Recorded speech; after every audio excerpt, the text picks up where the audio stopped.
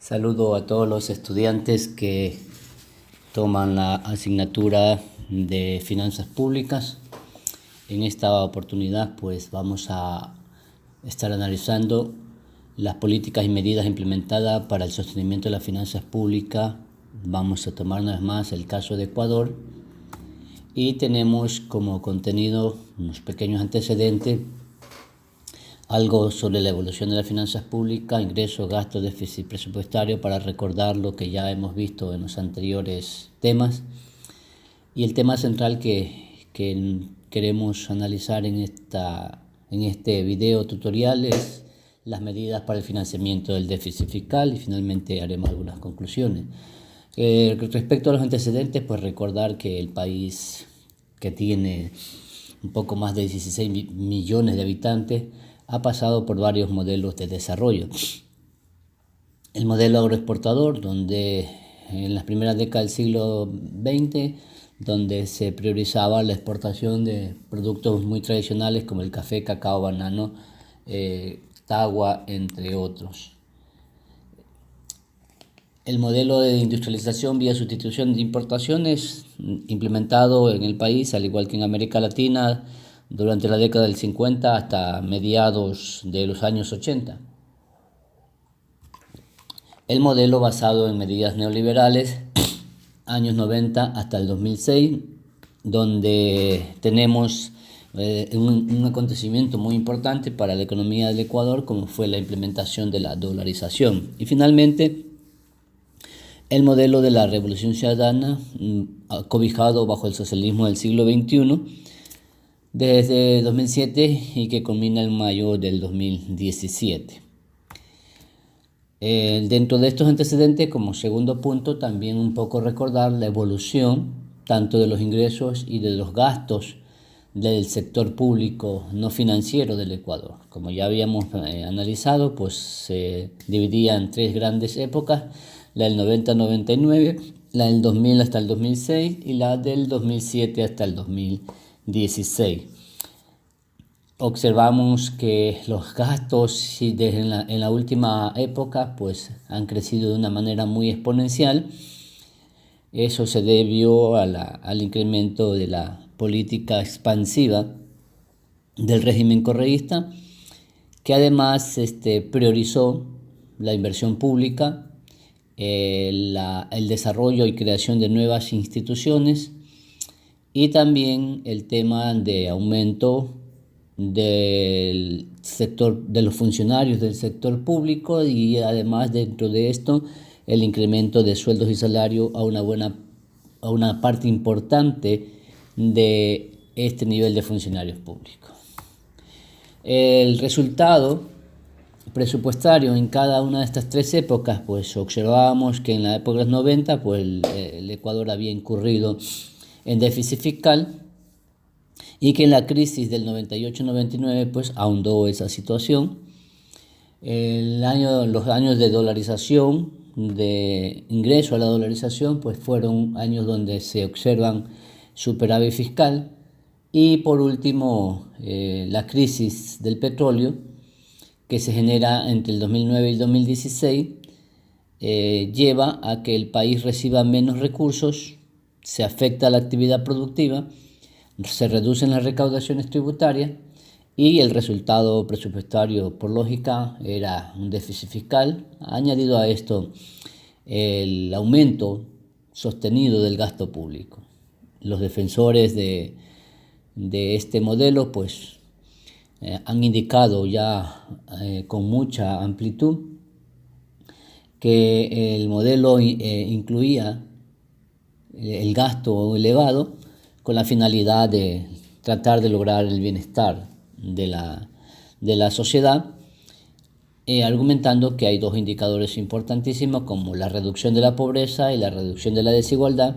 y que en eso en parte se justifica el hecho de que el gobierno haya tomado esta decisión de tener una política fiscal expansiva. A eso se añade los argumentos relacionados a la gran cantidad de obra pública que se hizo a nivel nacional, y también al aumento y a la creación de nuevas transferencias que significaban que mayor número de familias recibieran recursos por parte del Estado vía subsidio o vía bonos, que en este caso el bono de desarrollo humano, el bono de vivienda, el bono para las personas de la tercera edad. Entonces ese es el resultado, y con todo esto cumplimos con los tres principales elementos de la finanza pública, como son los ingresos, los gastos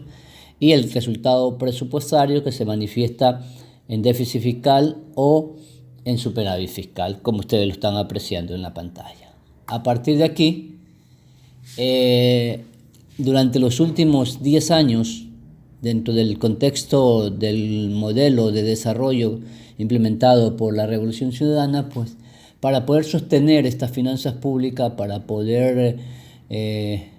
elevar el gasto público, el gobierno tuvo que tomar una serie de medidas que han girado en torno a 4 ejes fundamentales. El primero de ellos son los cambios en el marco legal e institucional, el ajuste en el sector petrolero, los ajustes en el sector petrolero, y un tema muy fuerte que es el endeudamiento público, tanto externo como interno, y asimismo las reformas en el sistema tributario fiscal. En relación a los cambios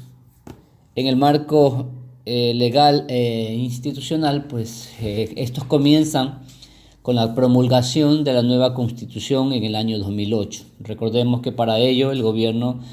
convocó a una asamblea constituyente que se desarrolló en la ciudad de Montecristi, donde nace la nueva Constitución. La anterior Constitución había sido promulgada en el año de 1998. En esta nueva Constitución pues se da una mayor importancia a las finanzas públicas, a la creación de impuestos y al endeudamiento público. Esto se puede observar en los artículos 286 y 301, que también ya lo hemos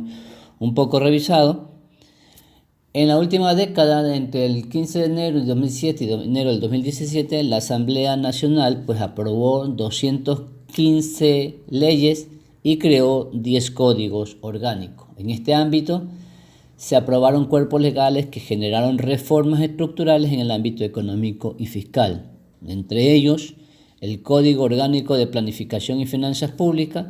y la Ley Orgánica del Sistema Nacional de Contratación Pública, y, como se puede apreciar, una serie de leyes relacionadas a las finanzas públicas, entre ellas a la Ley Orgánica de la Recuperación del Uso de los Recursos Petroleros del Estado, la Ley Reformatoria a la Ley del Régimen Tributario Interno, la Ley Reformatoria a la Ley de Minería, la Ley Orgánica de Solidaridad y Corresponsabilidad Ciudadana para la Reconstrucción y Reactivación de las Zonas Afectadas por el Terremoto del año 2016, del 16 de abril del 2016, y que incluyó, entre otras cosas, el incremento por un año del impuesto al valor agregado. La mayoría de estas leyes estuvieron orientadas a facilitar la recaudación de recursos económicos con los cuales el gobierno podía mantener y seguir aumentando el gasto público. Otro de los aspectos donde el gobierno aplicó importantes reformas, importantes cambios, fue en el sector petrolero. Y lo primero que hizo fue la eliminación de los llamados fondos petroleros. Antes de 2007, pues en el país se habían creado el Fondo de Estabilización Petrolera en 1998, la Cuenta de Reactivación Productiva y Social del Desarrollo Científico, Tecnológico y de la Estabilización Fiscal, llamado CEREF, creada en el año 2005, el Fondo de Ahorro y Contingencia del año 2000, el Fondo Ecuatoriano de Inversión en los sectores energéticos y hidrocarburíferos, creado en 2006, cuyos objetivos habían sido tener un ahorro para solventar situaciones de emergencia que se pudieran presentar a futuro, para lo cual ya en la época correísta, pues el presidente Correa no estaba de acuerdo, desde que fue ministro incluso, en que estos fondos se generaran o que se mantuvieran, porque en su estructura consideraba que había un tramo de estos fondos que eran utilizados para pago de deuda externa y para fines que, de acuerdo a la perspectiva del gobierno, no se orientaban a facilitar acciones que permitieran contribuir al desarrollo y el bienestar social de la población. Por esta razón, una de sus primeras medidas fue la eliminación de estos fondos. Los fondos fueron eliminados totalmente con la aprobación de la Ley Orgánica para la Recuperación del Uso de Recursos Petroleros del Estado, creada en el año 2008, y cuyos recursos se integraron al presupuesto del gobierno central como ingresos de capital, dando lugar a que las preasignaciones existentes de dichos fondos fueran anuladas. Es decir, hasta allí llegaron, se eliminaron, ya no había más fondos y esos dinero que estaban, el gobierno los utilizó para los fines que tenía previsto dentro de todo su plan de gobierno. La segunda medida más importante dentro del aspecto petrolero fue la renegociación de los contratos petroleros firmados entre 1995 y el año 2000 en distintas modalidades con las compañías extranjeras que venían operando en el país. Para ello, el 27 de julio del 2010 se publicó en el Registro Oficial número 244 la reforma a la Ley de Hidrocarburos. Con base a esa normativa, Ecuador renegoció nuevos contratos petroleros. Recordemos que en el país hay algunas empresas que hacen la exploración y la explotación del petróleo, las cuales tenían un determinado tipo de contrato que de acuerdo a la perspectiva de Rafael Correa, pues no eran muy favorables para el Ecuador y por lo tanto pensaba que el país había perdido soberanía y con esta ley pues se pretendió y de hecho así fue, que el país recuperara la soberanía sobre sus recursos y así se vuelve al 100% propietario del petróleo, del Estado como tal, y recibe el 80% de la renta petrolera. Un segundo aspecto importantísimo un tercer aspecto importantísimo dentro de esta línea de acciones o políticas que se implementaron fue el endeudamiento externo. Y esta ha sido una de las vías que más ha utilizado el gobierno para obtener financiamiento. Dentro de esto se dieron algunos grandes acontecimientos. Primero, criterios en contra del esquema tradicional de endeudamiento con organismos internacionales como el Fondo Monetario Internacional, el Banco Mundial, hasta el punto de que el gobierno en su momento logró que las oficinas instaladas en el Ecuador por parte de estos organismos cesaran sus actividades y salieran del país bajo el criterio de que no había las condiciones necesarias para continuar visto el modelo económico del régimen. A partir de aquí, pues el Ecuador pagó un tramo de deuda que tenía con el Fondo Monetario Internacional y prácticamente se alejó durante algunos años, hasta el 2014 aproximadamente, de las relaciones con los organismos internacionales. Pero a diferencia de los grandes organismos multilaterales, se mantuvo créditos con organismos como el BID, el Banco Interamericano de Desarrollo, la Corporación Andina de Fomento y la FLAR. En tercer lugar, dentro de esta línea de acción, pues se hizo la declaración de la deuda ilegítima para lo que se crea la Comisión para la Auditoría Integral del Crédito Público, el 9 de julio del 2007. En noviembre de 2008 y febrero de 2009 el país incumplió con el pago de intereses de los bonos Global 2002 y 2030, declarando un default y la moratoria. Posteriormente, dado esta situación, se crearon condiciones favorables para que el país pudiera retirar del mercado el 91% del valor total de los bonos Global con vencimiento a 2002 y 2030, equivalente a casi 3.000 millones de dólares, que significó un ahorro para el país. Como consecuencia de lo anterior, pues la reducción de la deuda externa de 13.000 millones en el nivel que estaba al inicio del gobierno de Rafael Correa, llegando al año 2009, en el mes de abril, a bajar por esta acción implementada a 10.000 millones de dólares en diciembre de este mismo año. Entonces fue un logro, fue toda una estrategia que el gobierno implementó para lograr esta reducción y alejarse tanto del mercado financiero internacional, del mercado de bonos o del mercado de capitales, y de los organismos internacionales. El endeudamiento externo también, como otra alternativa utilizada para buscar financiamiento, durante la última década fueron las negociaciones y acuerdos con otros países, entre los que destacan por los rubros ingresados al país, Estados Unidos, Reino Unido, Francia, España, Italia, entre otros. Es decir, otra estrategia fue acudir a los gobiernos amigos para obtener dinero, pero en este nivel las negociaciones fueron muy limitadas. Pero con los países europeos y con Norteamérica, pero a diferencia de ello, sin duda alguna, como muestran las estadísticas, la República Popular China ha sido el mayor proveedor de recursos para el Ecuador, utilizando las ventas anticipadas de petróleo con este país y también en algún momento con Tailandia. Entonces, en ese sentido, pues fue una estrategia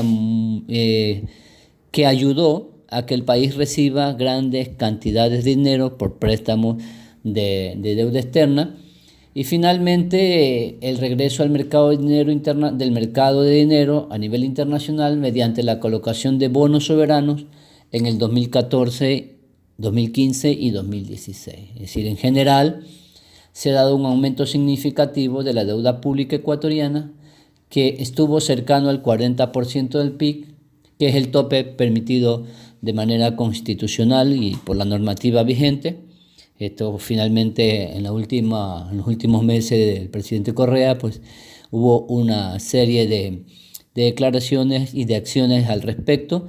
para tratar de no pasar ese porcentaje establecido en la normativa. Entonces, todo esto, este andar histórico es lo que en estos últimos 10 años se generó en el tema del endeudamiento, que sirvió como una alternativa para sostener las finanzas públicas y el modelo de finanzas públicas implementado por el gobierno. Como podemos observar, algo de estadística, en el caso de los organismos internacionales, como decíamos, ya no el Banco Mundial ni el Fondo Monetario Internacional, sino que otros organismos como el BID, que en este caso a diciembre del 2006 representaba no más de 1.500 millones de dólares, pero que a diciembre del 2016 la deuda con este organismo pasa los 4.500 millones de dólares. Igualmente se dio un incremento de los flujos de préstamos de la Corporación Andina de Fomento, que a diciembre del 2006 superaban los 1.000 millones de dólares, pero cuyo monto se incrementó a un poco más de 3.000 millones de dólares en el año 2016. De allí otros organismos como el BIRF o el AFLAR tienen una relevancia menos importante en la composición del endeudamiento público por el lado de los organismos internacionales.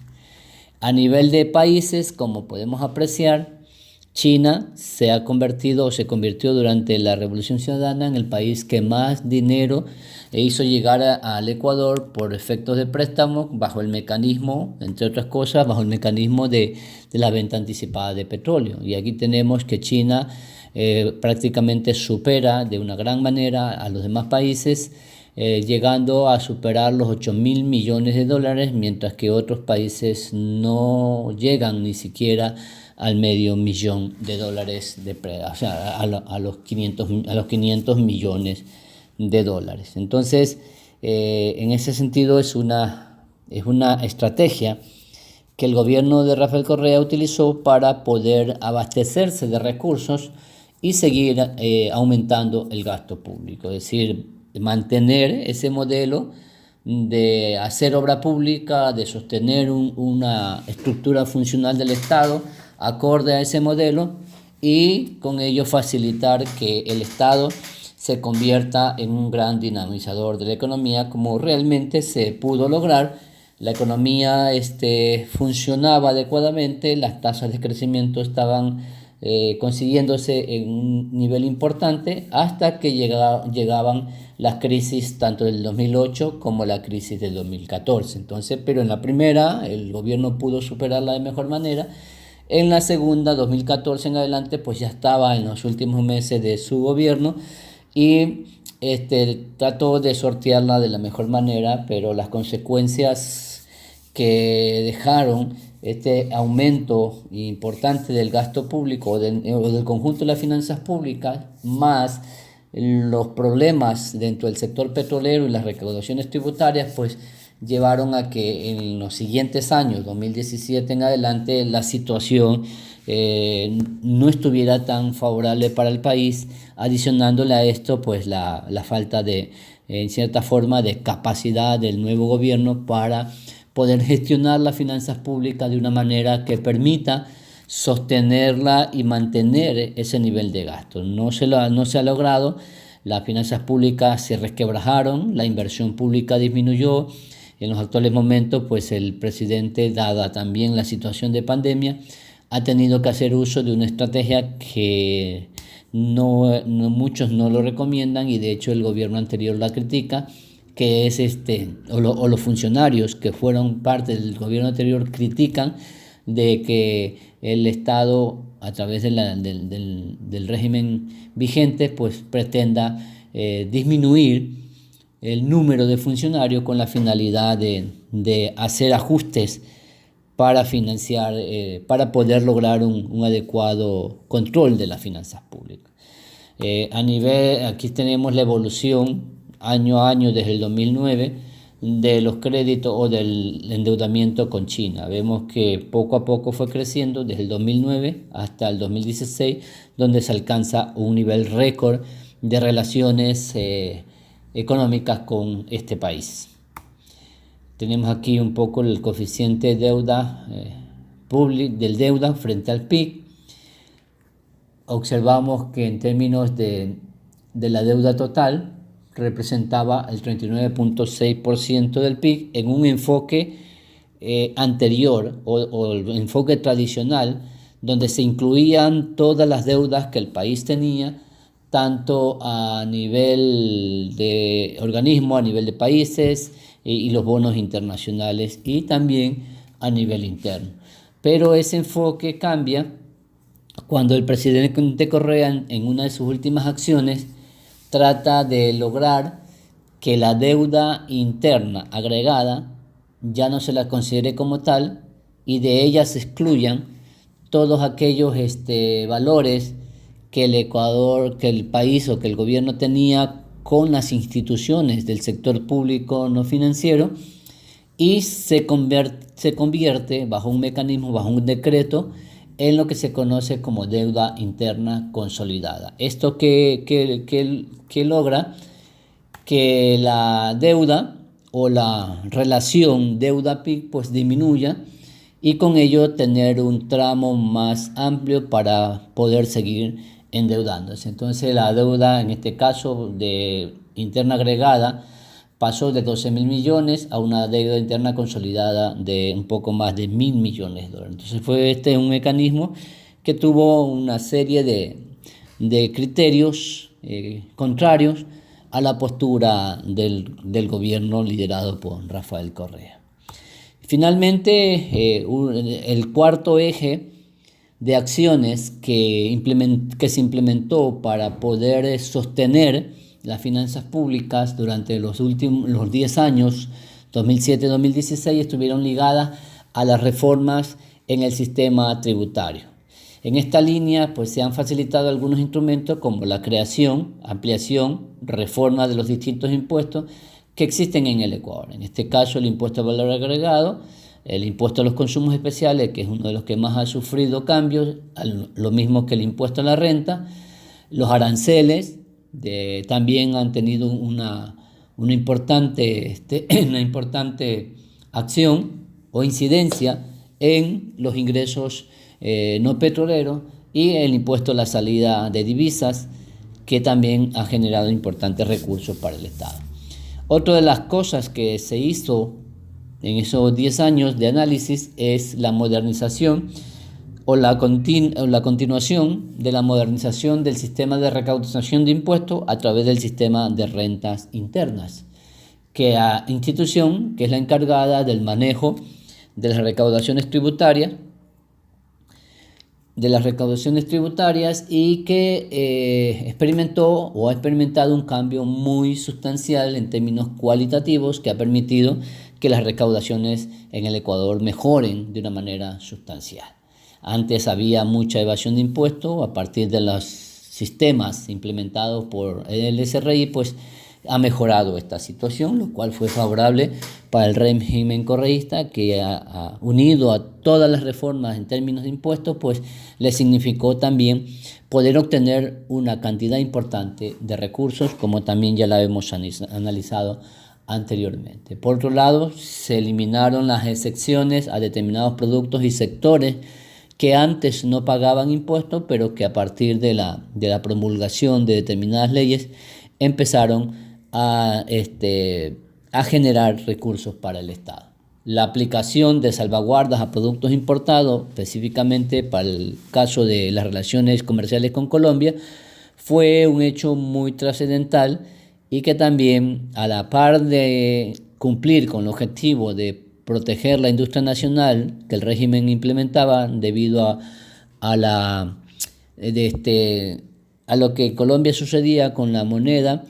la devaluación del peso colombiano, que perjudicaba desde la perspectiva del régimen, perjudicaba las importaciones ecuatorianas. Entonces,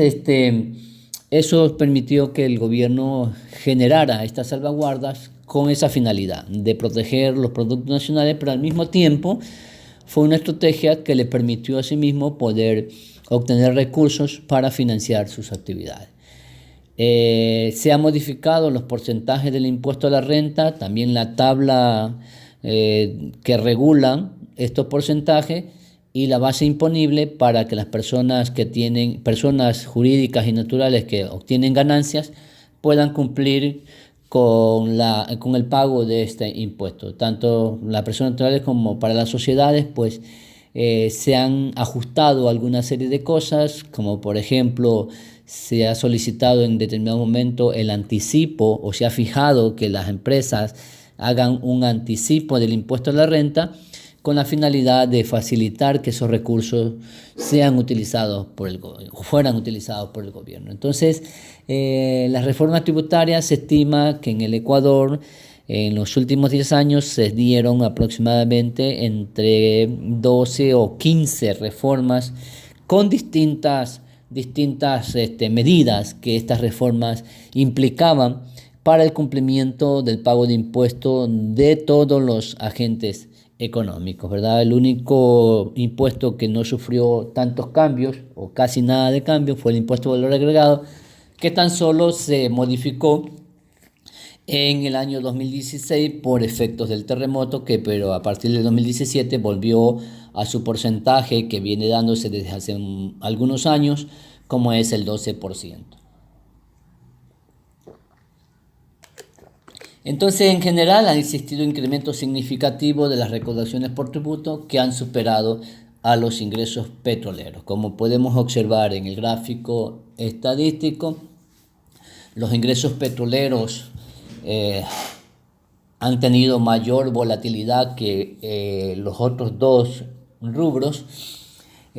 Se nota claramente que en el 2008-2009 pues hubo una baja importante, después se incrementó y paulatinamente desde el 2013-14 y con mayor fuerza 2015 y 2016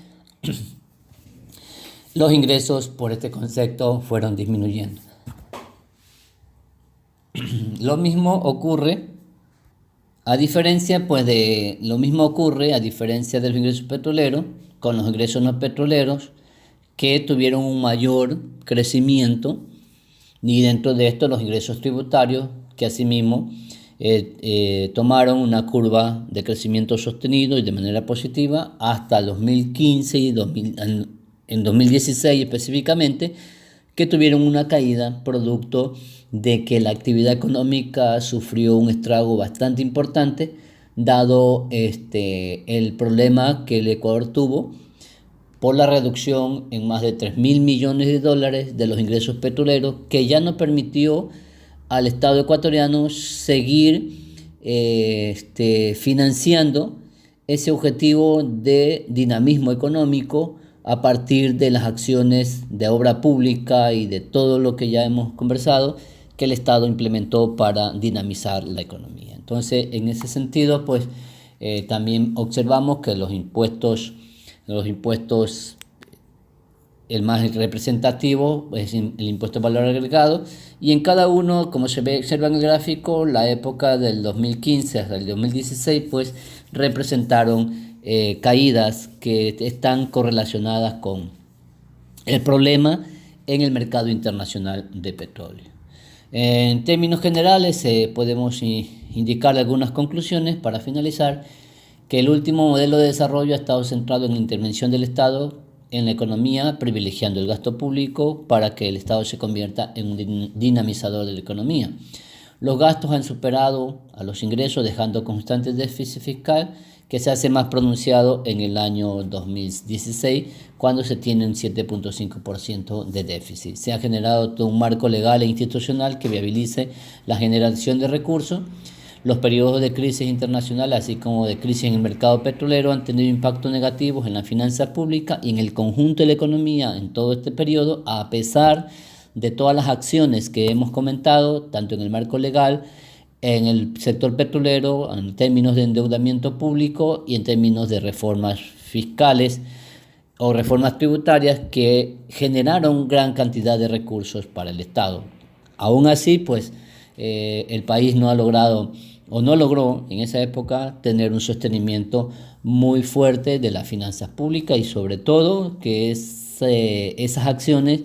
y la política fiscal expansiva pues no dio lugar a que el país generara fondos de ahorro que en los actuales momentos le están pasando factura. Las vías más utilizadas por el gobierno para generar recursos han sido el endeudamiento externo e interno y las recaudaciones tributarias, que se han incrementado de manera significativa. Es todo lo que puedo manifestar en este tema. Con esto cerramos el ciclo de análisis de las finanzas públicas en el caso del Ecuador. Pues veremos los resultados que se puedan obtener en el año 2017, 2018 y 2019 con la investigación que ustedes están realizando. Así que muchísimas gracias. Bendiciones. Dios me los bendiga.